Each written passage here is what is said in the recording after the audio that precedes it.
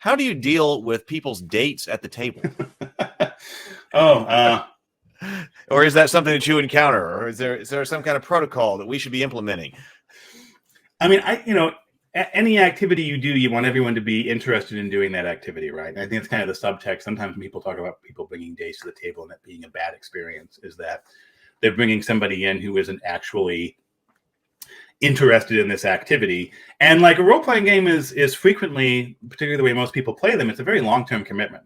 Like if somebody doesn't like going fishing, for example, it might be okay to ask them to like come on the boat one day and just hang out for a bit. They might be okay with that. But like a role-playing game, oftentimes they're like, hey, can you come out every Friday for the next 18 months? Right. And like that's a tough ask.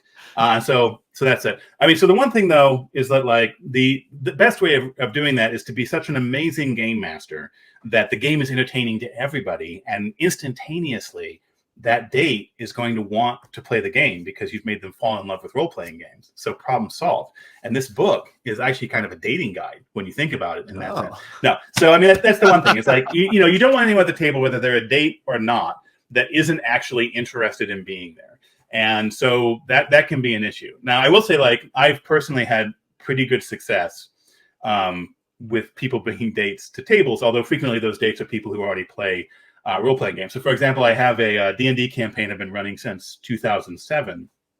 And the people at that table, there have been two different couples who were not married when the game started, and in fact in one case weren't dating when the game started, and they are now married. So those are pretty good odds, and they all seem to enjoy the game still, since they're still playing it with me 16 years later. So that's success. Yes. Or they're faking it really well. So very well, right.